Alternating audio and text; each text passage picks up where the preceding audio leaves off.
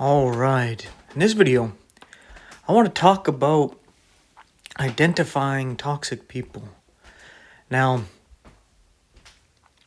a lot of times this is just picking up toxic traits. The person might not necessarily be toxic.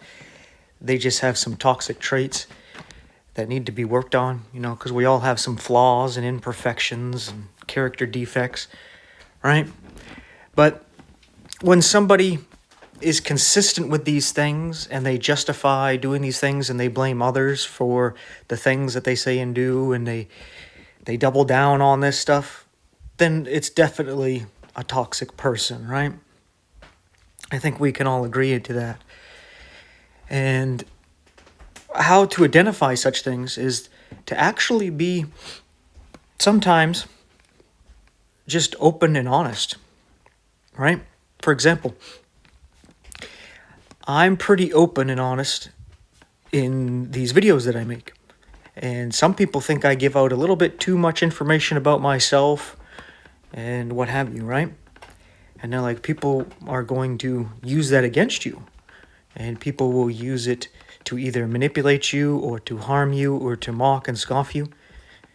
And I'm like, yes, I know. I'm fully aware of that. I'm not ignorant of this. I've been alive for a while, and I've had it happen, and I expect it to happen again, right? And I understand why you wouldn't want to do a similar thing, right? Because you've been burned in the past, you don't want to get burned again. But see, here's the thing. How are you going to be able to know who these toxic people are if you don't give them the opportunity to be toxic? You see, that's what I'm making this point here about you being open and honest about stuff. You get to see who the people are who actually genuinely actually care about you and those who don't. So when you are, let's say you're talking to somebody, or there's a group and you're all just talking about stuff, and you mention how you really hate lemons, right? Well, somebody who doesn't like you, they are taking note of that. And what they will do is then offer you lemonade, lemon cake, right? Right then and there, you just identified a toxic person because they know that you don't like it. Especially if afterwards you told them, oh no, I don't like lemons. But they keep just, forgetting that fact, right? And they keep offering it to you. It's because they don't like you. As a matter of fact, they hate you. And that's why they're doing what they're doing. They're trying to irritate you and piss you off, and because they don't give a rat's ass about you, right? So by you being a bit open, you just identified a toxic person. Because toxic people, they're paying attention to the things that you don't like, that you hate, that annoy you. And guess what? They come out and they use it against you. And as soon as they do, you'd be like, oh, there you are. How you doing? Well, I know to mark and avoid you because you're toxic.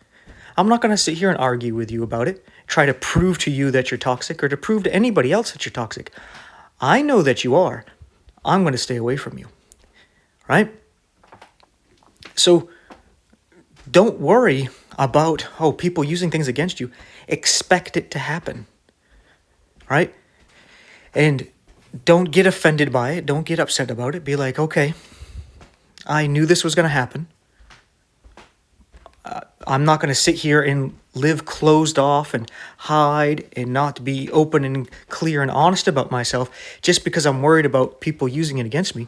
No, I want you to, because now I can make a shit list of toxic people who don't care about me, right? And that's something you need to take into consideration. The same thing when I'm doing these videos and I get comments from people and they bring up something I've said and they twist it or they use it to turn against me. Be like, oh, well, there's a troll. That person doesn't care about the message. They don't care about the truth. They don't care about discussing things with me or anything. They're just trolling. There's no point in trying to discuss things with this person because you're not going to get them to admit that they're trolling, right? It's just not going to happen. So you mark them and avoid them. But in order to mark them, you have to give them an opportunity to expose themselves. It's the same thing when I talk to people about free speech. And they're like, what about hate speech? Be like, of course, freedom for hate speech. And they're like, what? Be like, yes. Because how else are you supposed to know the people who hate you? Unless they're allowed to freely express that they hate you. I want there to be freedom and freedom to speak whatever you want, even if it's hate speech. Because if there's somebody sitting there speaking about how they hate black people, or they hate white people, or they hate homosexuals, or they hate Christians, and they hate Jews, and they hate, and they mock them and they scoff them, and you allow them to do so, well, boom, right there, you identified a bigot. I'll be like, okay, I marked that person. I know that person needs to be prayed for. I know that person is probably somebody I don't want to hang out with, because then people are going to think I agree with them, right? So you kind of like, you mark those things. And you take note of that. But if people aren't allowed to freely say what they want to say, then how do you know what the people truly believe around you believe, and what they really think? All right? Imagine this. If you're a black dude or guy and you're around a bunch of white people, but they're afraid to really express themselves, how do you know which ones are truly don't care the fact that you're a different skin color, and the ones that actually are offended by it? Or vice versa. You're a white dude or a gal and you're around a bunch of black folk, and they're not allowed to actually say what they really want to say. So you don't know which ones hate white people and which ones don't really care, right? How are you supposed to know that unless they're freely allowed to express their hate towards you? So you see how it's a good thing. Then be like, oh, I know this person doesn't like me. Whether it's for a good reason or not, that's good to know. But when you're not allowed to freely express these things, and people are not given the opportunity to reveal their hearts and what they truly believe and what they truly feel, then you don't know who they really are. They're hidden. You see, that's one of the reasons why they want to do away with freedom. Because then all the narcissists, the sociopaths, the psychopaths, all the tares, all the Judas goats, all the wolves in sheep's clothing, all the Judases, all the false teachers and preachers, prophets and apostles, all the wolves in sheep's clothing, they can all hide because no one's allowed to really truly say what they want to say. Everybody has to have a certain way of going about things. You have to say things a certain way. Everybody's all cookie cutter. Then how are you supposed to tell the difference between the people who truly believe what they're saying and those that don't? They're not allowed to really say what they really want to say. So now they're hidden. And you think because no one's allowed to truly say what they want to say that everybody's on the same page. Everybody's loving one another. No, everybody is just censored. Everybody is just saying the script that they have to say so that they don't get, what's the word there? Closed down, shunned, belittled.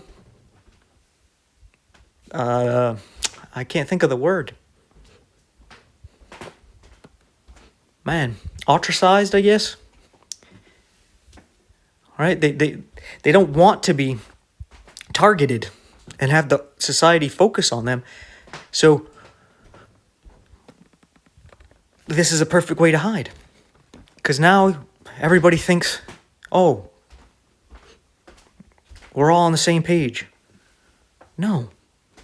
It's like in Catholicism, where there's a time where it's subtle now, but it wasn't so subtle back then, where if you wanted to leave Catholicism, they were like Islam. They would put you to death, right?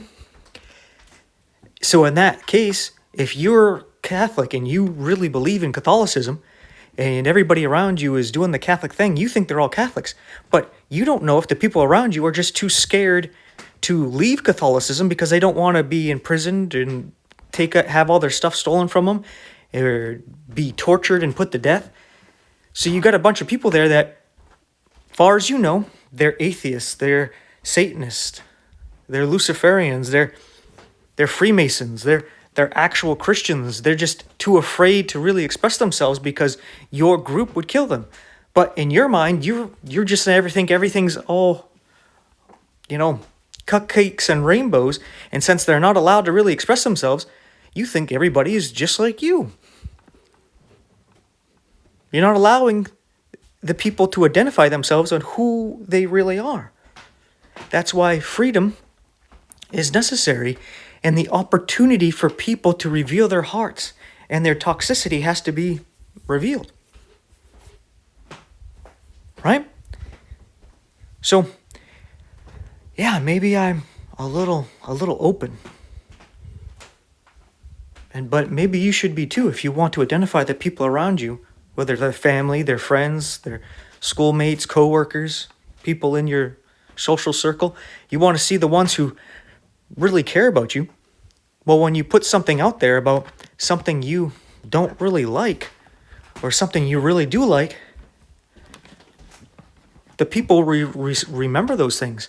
The people who hate you will focus on those things, especially. That's a thing you got to pay attention to as well and learn discernment about, is that the people who really hate you and the people who really like you, they're going to pay attention, right?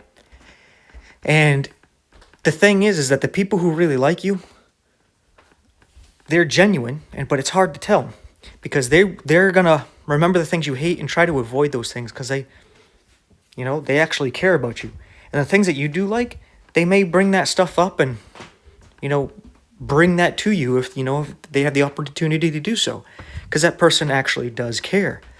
But at the same time, somebody who hates you, they may try to manipulate you by remembering the things you like and using those things to try to flatter you, and then use that to try to get away with whatever they're trying to get away with. And that's where you got to develop discernment, because somebody who likes you, they do things and they don't really expect much in return, right? Like, even if you forget to say thank you, they're like, oh well, I wish they would have acknowledged it and said something, but okay, it is what it is. And if you say thank you, that's all they need, right? They're like, they appreciated what I did, right? But somebody who hates you, when they do something for you, they're trying to get something out of you, whether it's you to approve in their lifestyle, approve of some sin, approve of some false doctrine, or get you to get into some sin, right?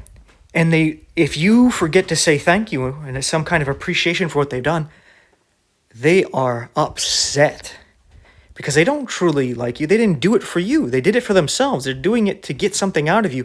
And since you didn't even acknowledge it and give them a thank you, which maybe you would have done later on, maybe it would have taken you a day because you were, there's a lot of things going on.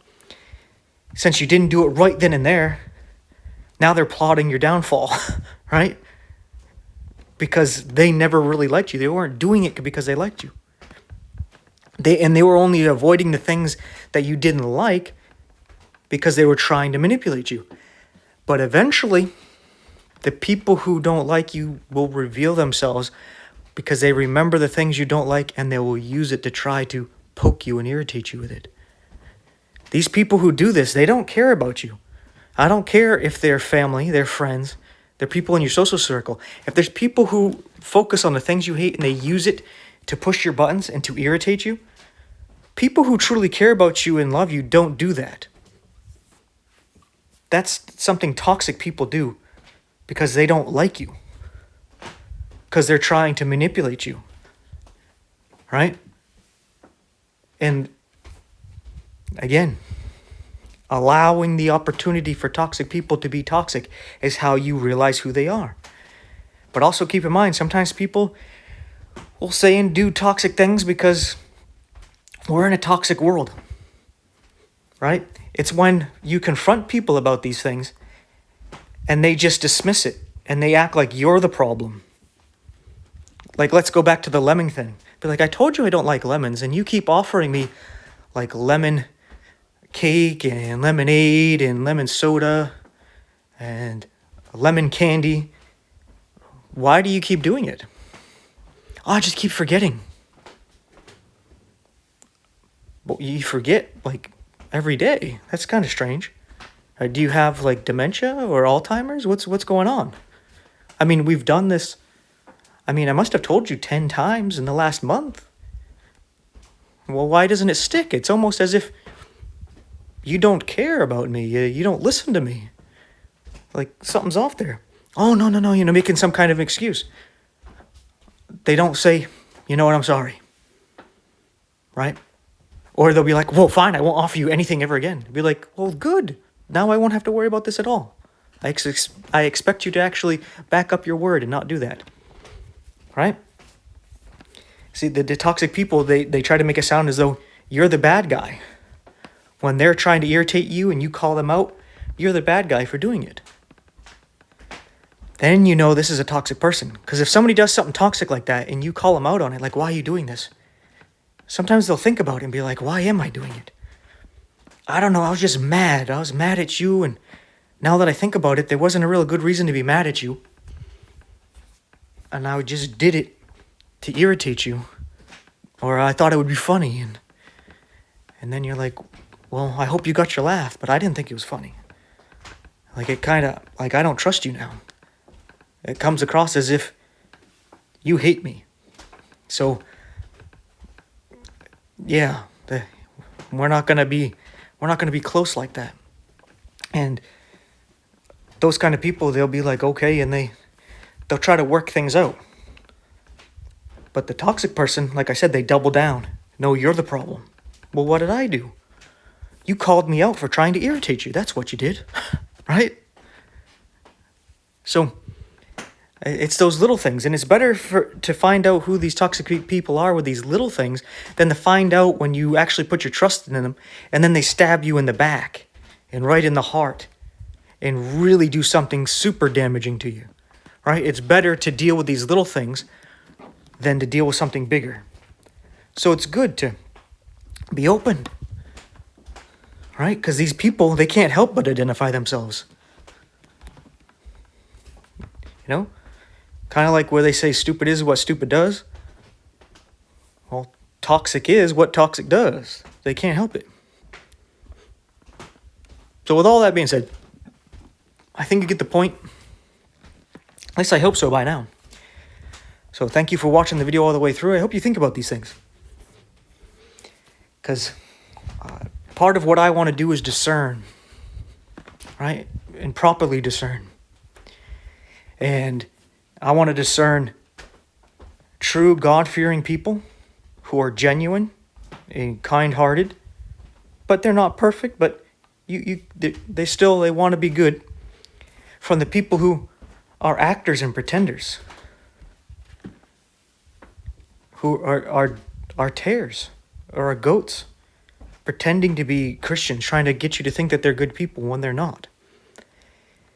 And